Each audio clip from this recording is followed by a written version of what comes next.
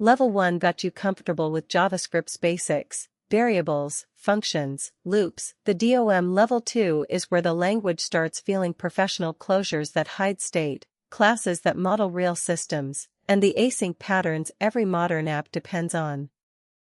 We'll move through 5 lessons in order: closures and scope, prototypes and classes, how JavaScript handles asynchronous work under the hood, promises and async/await, and finally fetching real data with the Fetch API. Each one builds on the last.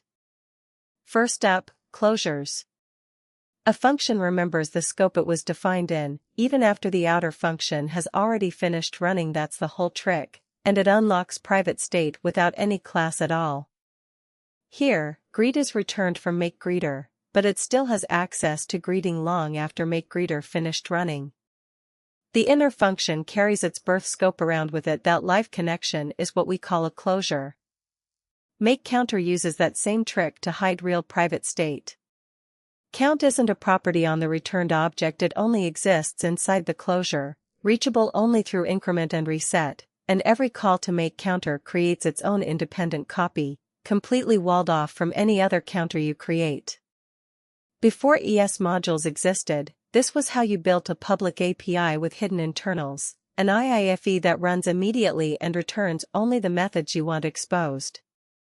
Balance itself is completely unreachable from outside. The same idea powers a lot of real-world library code.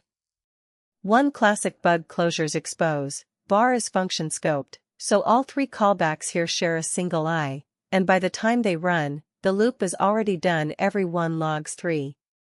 Swap and let, and each iteration gets its own fresh binding instead, fixing it with no other changes. Now that you've seen closures hide state by hand, let's look at JavaScript's built-in way of organizing objects and sharing behavior between them. Every JavaScript object is linked to another object called its prototype, and missing properties get looked up there automatically. It's how methods like .toString just work on objects you never wrote them on. Constructor functions, and later class syntax, are just different ways of setting up that same chain. Before class existed, this was the pattern: a constructor function paired with methods attached to .prototype. Every instance shares the exact same greet function in memory. Instead of getting its own copy, that sharing is the prototype chain doing its job.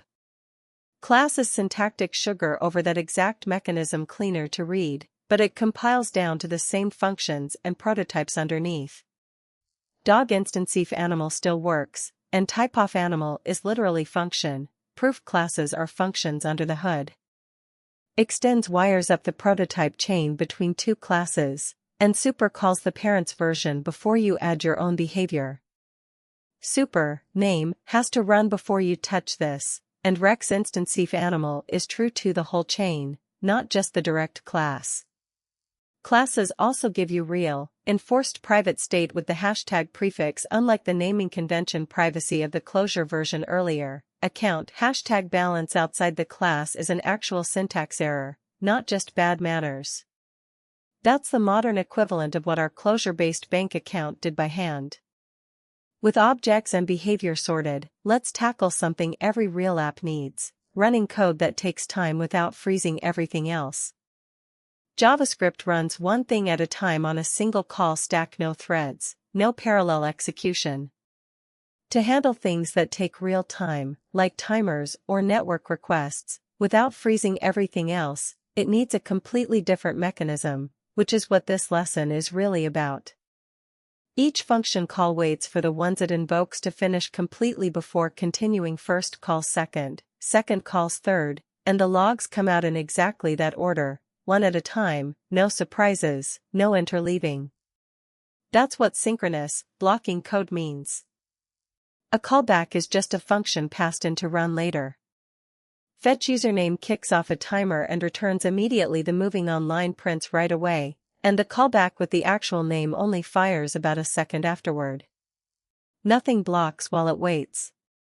Here's the subtlety: both the promise callback and the zero delay timeout are scheduled for later, but promises go into a microtask queue that always fully empties before the next macro task. The set timeout gets a turn.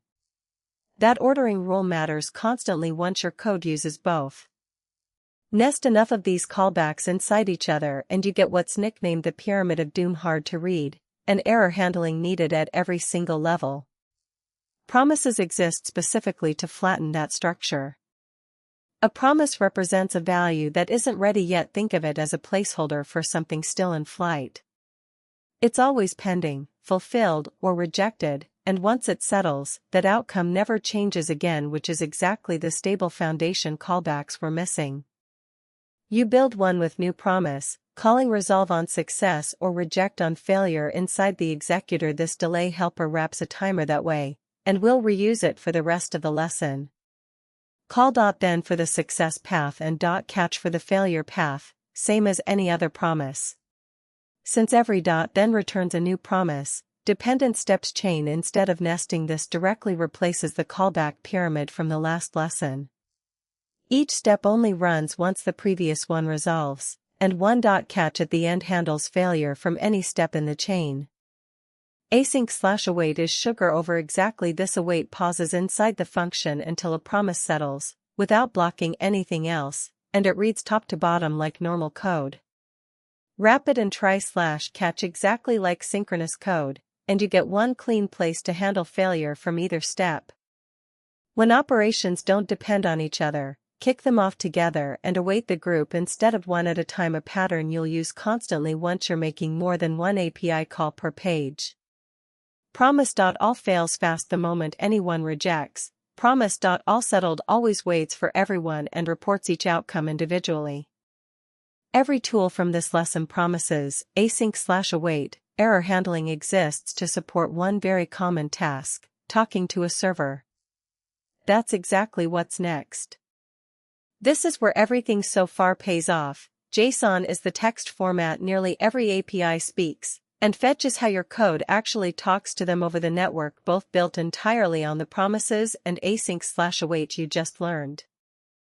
JSON.stringify turns a JavaScript value into a JSON string, and JSON.parse turns it back. That round trip is exactly what happens under the hood every time your code sends or receives data from a server.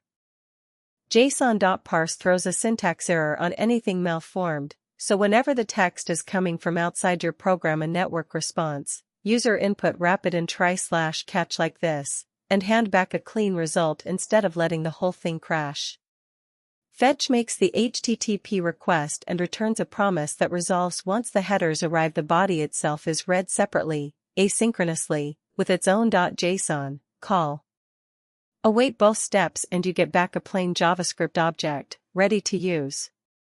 Here's the gotcha that trips up almost everyone new to Fetch: the returned promise only rejects on a real network failure, so if 404 or a 500 still resolves successfully, you have to check response.ok yourself and throw your own error. Sending data works the same way, just with a method and a JSON body added. That's the level 2 arc, closures and prototypes for structuring your own code well, then the event loop, promises, async/await, and the fetch API for talking to the outside world reliably. Every lesson we covered is linked on screen now, in the exact order we went through them. Go work through each one's exercises, and level 3 is waiting when you're ready.